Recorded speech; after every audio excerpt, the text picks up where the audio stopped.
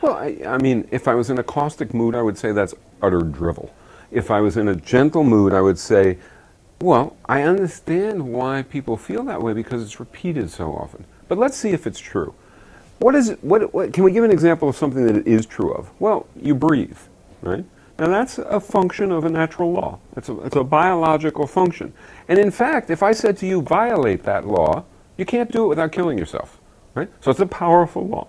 Now let's look and see whether or not there's some sort of a biological imperative to behave in a market fashion. Well, just ask yourself how you behave with your friends or how you behave in your family, right? Do you sit at the dinner table and barter the soup? Do you sit at the dinner table and decide whether or not the young child is going to get soup by whether or not they have enough money in their pocket to have the soup? Do you determine the relative value of things in the family by competing for them? Of course not. There's no drive to do that. The drive to do that exists in society is created by the fact that we live in a market system. It's not that the drive is inside us and creates the market system. It's that the market system imposes an environment in which to behave any other way is to lose. So of course we behave that way. So you can think to yourself that it looks like it's coming from us. It looks like it's a law of nature. After all, it's in my personality. It's in my behavior. That's true. But the reason it's in our personalities, the reason it's in our behaviors, isn't because it was born there. It's because we live in a context. And historically, it's also true that, you know, the emergence of capitalist markets was a gigantic struggle, a gigantic imposition against the natural inclination of people to behave in a much more collective and social fashion. It had to be coercively imposed upon people. So it's not the case. But it is the case once you have markets that they have incredibly profound impact on our desires, on our personalities, on everything about us. That's the whole point. That's why I want to get rid of them, right? It's because the question arises and displays something that's very true. For example, of a stark example, in the 1950s in the United States, it was called the golden age of capitalism. And there was a certain amount of output. So there was this much output per capita in the economy. And then 40 years later, there was double that. Almost exactly, just coincidentally, double the amount of output per capita.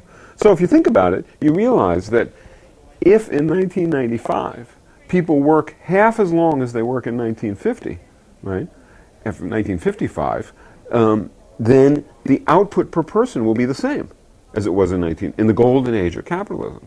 So you sort of ask yourself, well, why aren't we working 1 month on and 1 month off? Or why aren't we working a 3.5-hour week? After all, that technological innovation has created a condition in which we can do that, and we'd be as well off as in the golden age of capitalism. So why don't we do it? And the answer is because markets don't let us. It's not that everybody got together and decided we'd rather work twice as long and as we could. And in fact, people work longer than they worked in 1955. People didn't decide, I want to do that. I mean, even the rich lawyers didn't decide, I want to do that. Rather, market competition compels it, coerces it. Because if you don't do it, you get outcompeted. So there's this drive to accumulate, this drive to work ourselves to death, in essence. Now, it's also true that extra, where'd the extra product go, right?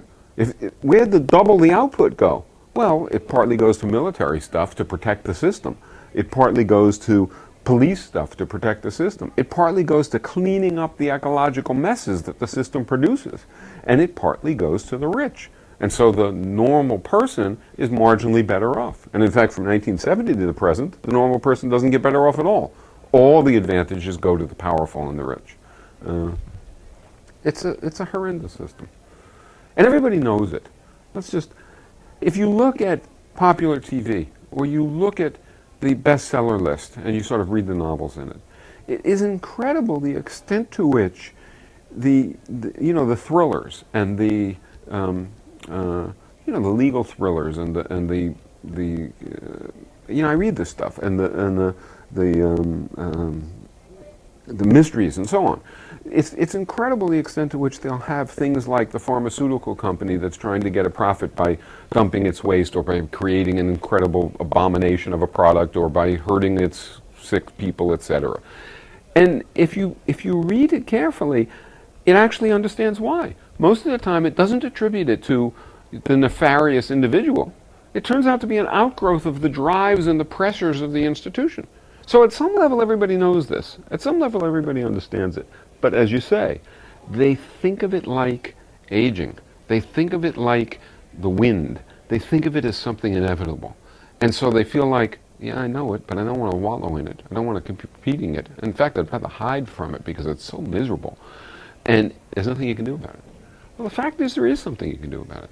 You can change it. I mean, we can actually live under a different system. Just imagine somebody saying under cannibalism or under slavery or under dictatorship, well, there's nothing you can do about it. Well, they'd be wrong.